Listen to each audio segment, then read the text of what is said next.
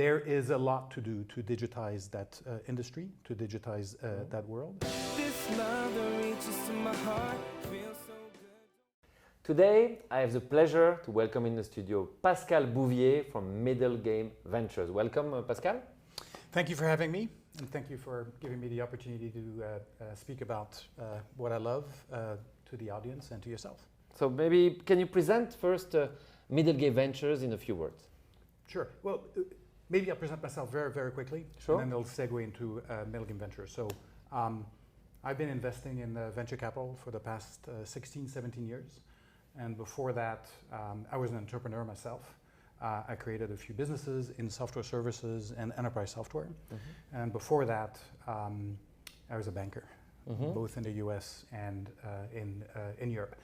I spent 27, 28 years of my life in the US and then moved with my new business, my new platform for venture capital in January of 2020 to Luxembourg. And where were you based in America at the end? So kind of all over. Originally, I had absolutely no grand plan of staying in the US, so I came for business studies, right, for my MBA, and then life took over. The proverbial job offer that you cannot refuse on Wall Street for a couple of years. So I was on the East Coast, Virginia, New York City, Manhattan. And I moved to Colorado, of all places, and I lived in Boulder, Colorado, and worked with a variety of startups in the technology field. Did a little bit in San Francisco in the Silicon Valley, and then the last 10 years or so in Washington, D.C.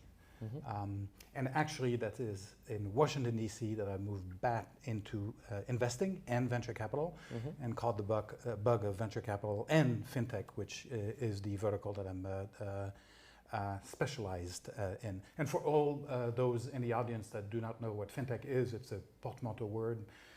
It has financial services on the front end and technology on the back end, and then you mix both and you have fintech. Exactly. So maybe I'm glad that you picked Luxembourg. You'll tell us after why, but can you present exactly what's your strategy and what do you do at MiddleGame Ventures? Yeah, so we are a specialized venture investor. We invest in early stage fintech startups that are thinking and building the future of the financial services industry, right? There have been many waves of fintech over the past, let's say, 15 years. The first wave was around direct-to-consumer businesses and value propositions in payments, in savings, in lending, and so on and so forth. There was a second wave that was more infrastructure driven around cloud computing and APIs. You had also neobanks, all kinds of things that you probably have already heard. But the world of financial services is very vast, right? And there are two ecosystems, two universes that we are focused on more particularly. One is the capital markets industry. So everything that has to do with like issuing assets and what happens to assets once they're issued. And then the second is the asset management industry from an institutional point of view. They're both, you know, different parts of the same coin, so to speak, right? The sell side and the buy side, capital markets and asset management. And these are the two universes that we focus on mostly for our investment themes. We do so by investing in B2B or B2B2C startups from a business model perspective that are rethinking a particular value proposition or process throughout the lifetime of an asset. So pre-issuance of an asset, at the issuance of an asset, and then post-issuance. Sometimes an asset has a finite life. Sometimes it's infinite, which means that the post-issuance servicing, trading, and so on and so forth, you know, is fairly complex. And that's a lot of what we focus on. Perfect. That's one of the main thematic. The second thematic is smart automation of a lot of processes that are still done in a manual way. You'll be very surprised to learn that a lot of financial services aspects are done either with antiquated technology or actually manual. You know, what's wrong with a spreadsheet and an email address? Yeah, for Excel example. sheet as a big future or a big present right now in the financial industry. So maybe tell us, why did you pick Luxembourg of all the jurisdiction to come back to Luxembourg? Yeah. So I learned the venture capital business in the US I started the second fully dedicated fintech fund in the world way back when for a large family office on the East Coast. And then when it came time with my founding partners to think about, well, let's do a fund for ourselves as opposed to manage someone else's funds, right? We had to fundraise, right? And at first we thought that, because I'm based in the US, we'll find US investors. Well, one thing led to another, and we ended up having more European investors, EU investors in our first MiddleGame Ventures fund than we had thought originally, right? Okay. And some of them were from the EU itself, the European Investment Fund, and some were sovereign wealth fund from various countries, and one of them was Luxembourg. Okay. And so as our focus moved to Europe, because of our LPs and also because of market conditions, European startups from a valuation perspective are quite interesting. The financial services industry future, for various reasons that I'll go into later, is happening actually in the EU. And then there used to be maybe 10 years, 15, 20 years ago, a gap of like entrepreneurial talent and a gap of engineering talent, but no more, which means that European at large and EU in a more restricted way, startups are quite interesting in financial services. So LPs, market conditions, and Pascal moved from the US and established himself in Luxembourg to kind of like oversee all of our activities in the EU and in Europe at large. So I'm interested to get your perspective, especially with your wealth of experience outside of Luxembourg. When we are here, we have the loft. I'm sure you know Nazir very well. He does a great job. And we have a feeling that we are the logical home for any fintech. From the outside, is this how people perceive Luxembourg? Is it a natural destination for fintech? Or are we competing with other countries like France, Germany, England? Yeah. I'm going to have a very schizophrenic answer. So it's like 2 parts or 3 parts, right? Luxembourg is a small market.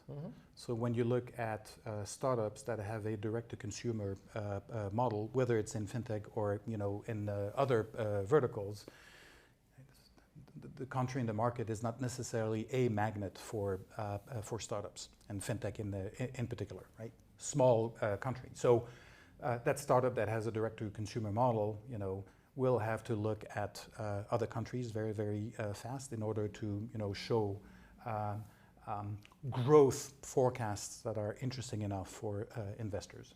Now, when it comes to a B2B or a B2B2C model, that's a different story, and it's a different story because Luxembourg has a very special place in financial services, right? It's either the number one jurisdiction for the funds industry in Europe, or it's the number 2 in the world behind Manhattan, New York City. So from that perspective, right, I think that everything is present for Luxembourg to be a magnet for startups in the fund services industry, right? Because for us, and I'm getting into one of our thematics, right? There is a lot to do to digitize that industry, to digitize that world. You have a lot of third parties, as well as funds, as well as service providers that are located here in Luxembourg, servicing that industry. And those should be the recipients of like new technologies that they will put to bear to be more optimal in servicing funds. So that aspect most definitely should be a magnet. Not yet, but I think that whether it is various investors, whether it is various entrepreneurs realizing that you have a captive audience, right, of potential customers, things are getting there. I'll give you one example. Sure, right? sure. I've been here for almost 4 years as a Luxembourg resident. I did not know that I would invest with our first fund in a Luxembourg startup. We ended up doing so, and they're servicing, with a new technology, the funds industry. Nextgate That's what I was thinking technology. about. Yeah. So, a priori, I didn't know that I would find an investment target. I find one. More importantly, over the past 3.5 years, right, we've looked at 5 or 6 startups where we could have invested. Right? Very good. So 5 or 6. 5 or 6, that's better than one. But that's nowhere near where I think the market should be, because we should have like 20 to 30 startups that are in fun tech, right?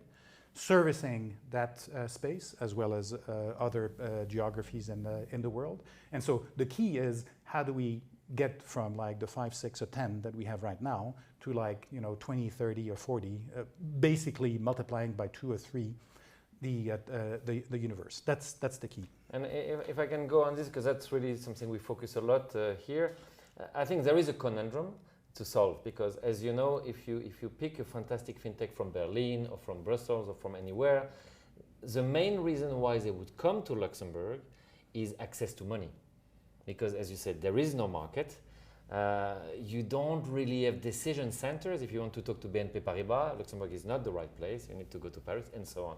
So don't you think that if you want to go from 5 or 6 targets to 30 or 50, we need to meet this expectation that this is where you should be able to raise money extremely fast? Because right now, you're not getting the money from the clients, basically. Yeah, I'm not sure that that's true.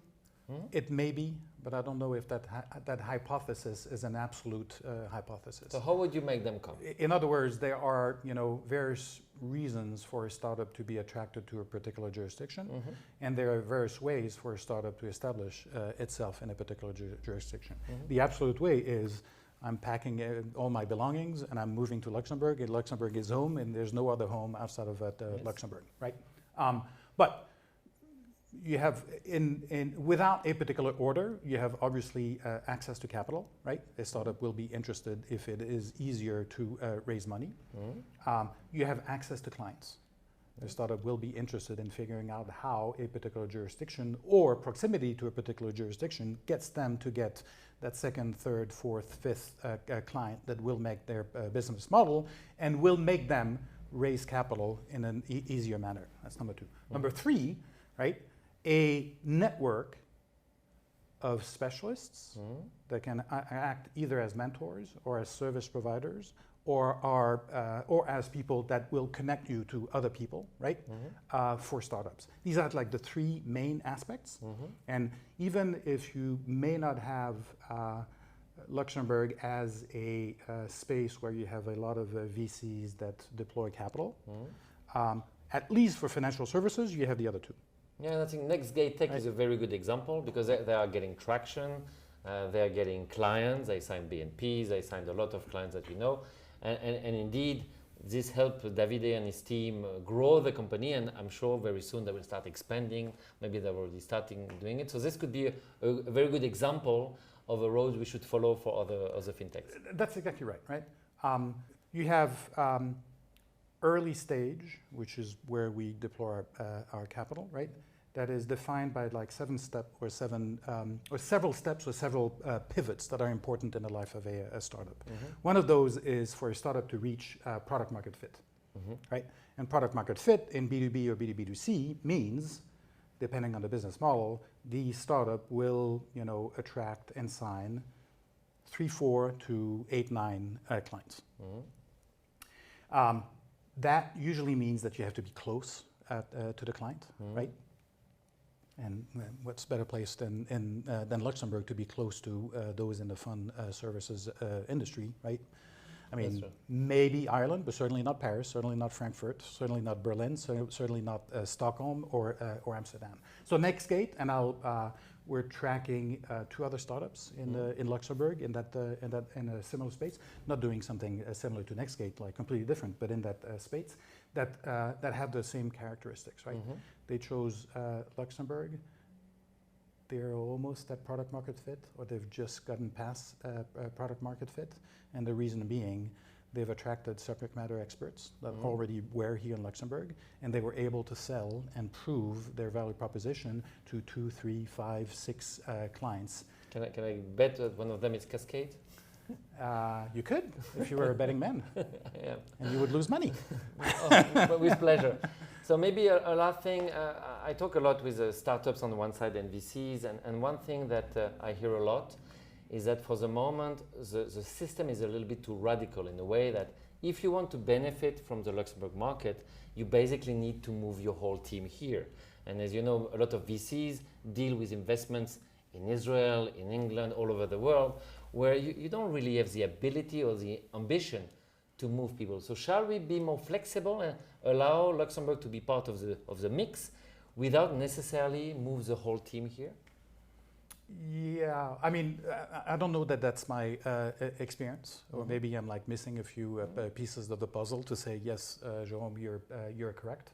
I think that moving individuals or moving a team, right, has to be decided on the merits of the operation and the business, not on the merits of financing or access to financing. Because it's the dog that wags the tail, or the tail that wags the dog. First and foremost, right, you have to have a business that makes sense. And a business that makes sense is a business that is quote unquote selling to clients.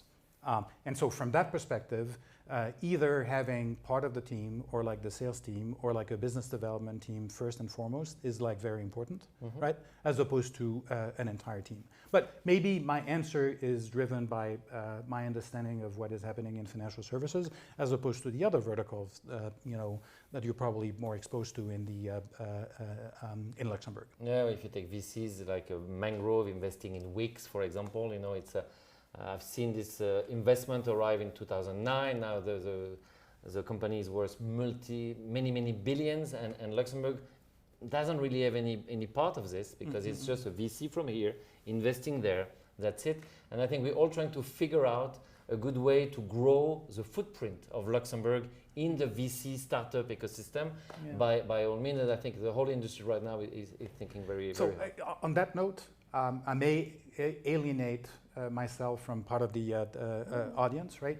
I think that like a generic approach that is not targeted to like specific verticals where Luxembourg has a strategic advantage is like very difficult to achieve, right? Any type of startup in a vertical where it would not get any type of value add in Luxembourg is going to be very difficult to attract to Luxembourg. However, I preach to my choir, financial services is much easier. There may be a couple of other verticals where that's the case for like either similar or different reason to financial services. And there you probably have like a higher probability of attracting a startup here as opposed to like, that generic approach. Indeed, any startup that is on the path of being a unicorn in an industry that is not present in Luxembourg, I mean, the probabilities of attracting it to Luxembourg are like very, very close to nil. Or it would be for financial reason, which is really the old DNA of Luxembourg to be a center of expertise for anything around money. So if I wrap it up, I think, yes, if I wrap it up, Luxembourg is fantastic to attract fintechs. Fantastic as a test market where you can quickly get clients, prospects, partners, and get some momentum. And then from Luxembourg, you can scale all over Europe or all over the world. The caveat being in the capital markets and asset management industry, not necessarily in other parts of the financial services industry. But yes, you're correct. You are correct. Thank you very much for your insights. Thank you, everyone. This love that reaches to my heart